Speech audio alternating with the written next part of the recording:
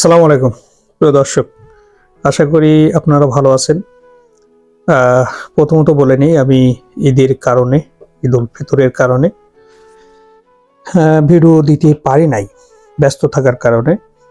অনেক দর্শক আমার প্রথম ভিডিওতে কমেন্ট করছে আমি কেন ভিডিও দিচ্ছি না বা আপডেট তথ্য জানাচ্ছি না। আসলে আমার ব্যক্তিগত ব্যস্ততা থাকার কারণে আমি ভিডিওগুলো দিতে পারি নাই। তো প্রিয় দর্শক, মূল পয়েন্টে আসি, মূল কথায় আসি। আমি নবম পে স্কেল নিয়ে কথা বলি। তো নবম পে স্কেল নিয়ে যখন কথা বলি, এইগুলো আসলে অনেকে পছন্দ করেন, আবার অনেকে পছন্দ করেন না। কারণ যখন অন্তর্বর্তী সরকার ছিলেন তখন নবম পে স্কেল নিয়ে যে আশার আলো তারা দেখছিলেন, সেই আশার আলো দিন যতই যাচ্ছে তত যেন ক্ষীণ হয়ে যাচ্ছে। তাদের যে আশার আলোটা আস্তে আস্তে যে মেঘ বর্ণ যেটা, সেটা ধারণ করতে যাচ্ছে।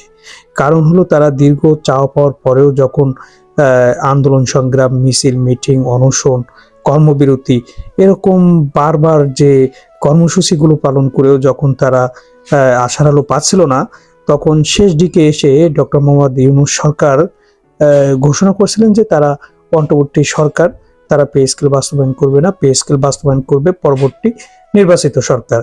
সেই হিসাবে তারা অর্থসংস্থান করে গিয়েছিলেন 40,000 কোটি টাকা, এবং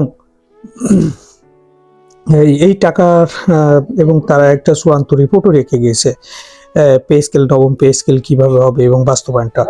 তো সেই ক্ষেত্রে দেখা যাচ্ছে যে এই টাকাটা ইতিমধ্যে সমুদায় টাকা অন্যত্র বর্তমান সরকার যিনি আছেন তিনি খরচ করে ফেলেছেন অলরেডি।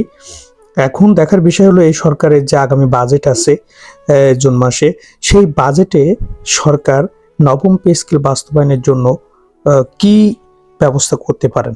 কারণ আগামী 29 তারিখ থেকে যে রাষ্ট্রপতি ভাষণের উপর সংসদে 50 ঘন্টা যে আলোচনা হবে, তারপরে কিন্তু বাজেটের বিষয় নিয়ে আলোচনায় আসবে সংসদে, জাতীয় সংসদে। তো সেক্ষেত্রে দেখা যাচ্ছে এখানে আলোচনা হয়ে একটা ফাইনাল বা একটা ইঙ্গিত পাওয়া যাবে।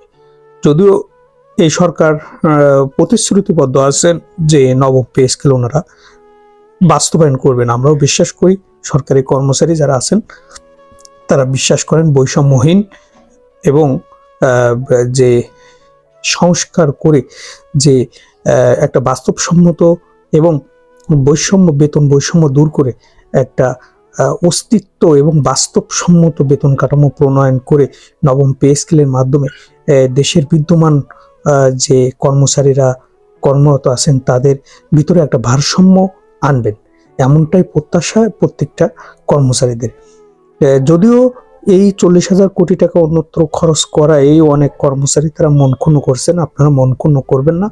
অবশ্যই ভালো কিছু আছে সামনে, এবং আল্লাহ তাআলা চাইলে যে আমাদের জুন মাসেই আমাদের পে স্কেল বাস্তবায়নের প্রথম ধাপ অর্থাৎ আশার আলো দেখা যেতে পারে।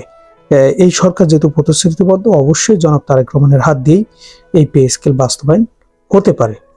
তো প্রিয় দর্শক, ভালো থাকবেন এবং ভিডিওটি ভালো লাগলে অবশ্যই সাবস্ক্রাইব করবেন। আসসালামু আলাইকুম।